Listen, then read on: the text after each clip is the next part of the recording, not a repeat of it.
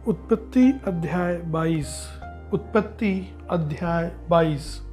इन बातों के पश्चात ऐसा हुआ कि परमेश्वर ने अब्राहम से यह कहकर उसकी परीक्षा की, हे अब्राहम।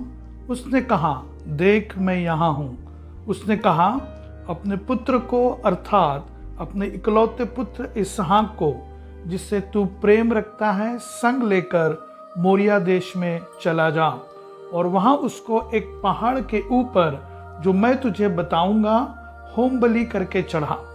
अतः अब्राहम सवेरे तड़के उठा और अपने गधे पर काठी कसकर अपने 2 सेवक और अपने पुत्र इसहाक को संग लिया और होम बलि के लिए लकड़ी चीर ली। तब निकलकर उस स्थान की ओर चला जिसकी चर्चा परमेश्वर ने उससे की थी।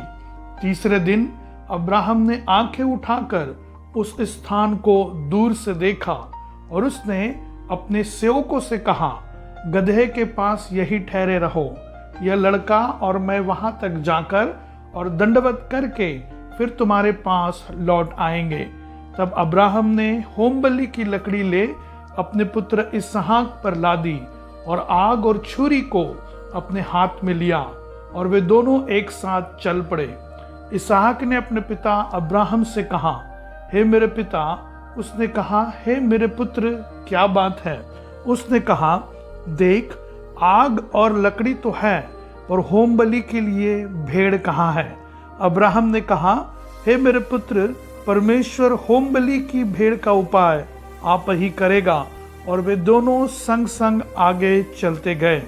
जब वे उस स्थान को जिसे परमेश्वर ने उसको बताया था पहुंचे, तब अब्राहम ने वह वेदी बनाकर लकड़ी को चुन चुन कर रखा और अपने पुत्र इसहाक को बांधकर वेदी पर की लकड़ी के ऊपर रख दिया।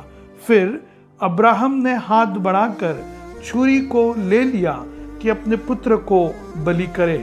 तब यहोवा के दूत ने स्वर्ग से उसको पुकार के कहा, हे अब्राहम, हे अब्राहम। उसने कहा, देख मैं यहाँ हूँ।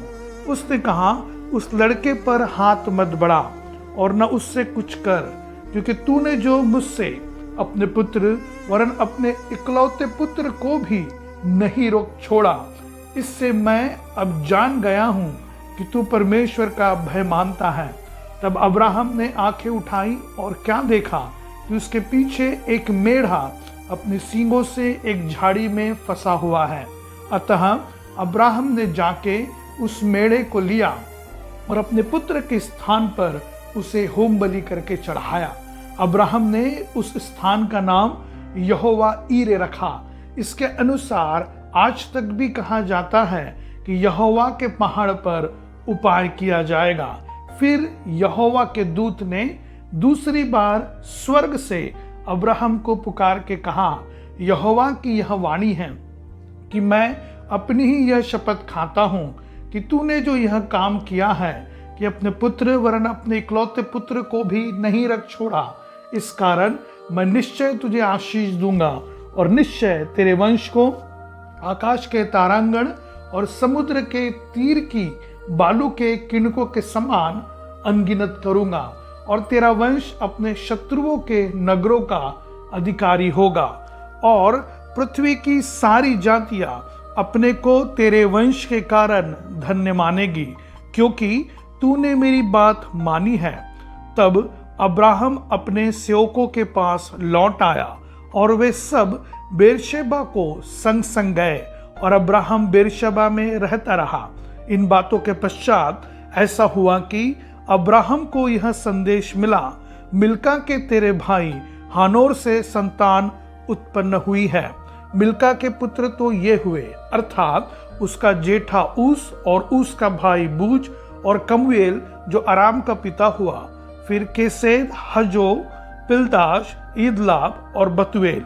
इन 8 को मिल्का ने अब्राहम के भाई नाहोर के द्वारा जन्म दिया और बतुएल से रिबका उत्पन्न हुई।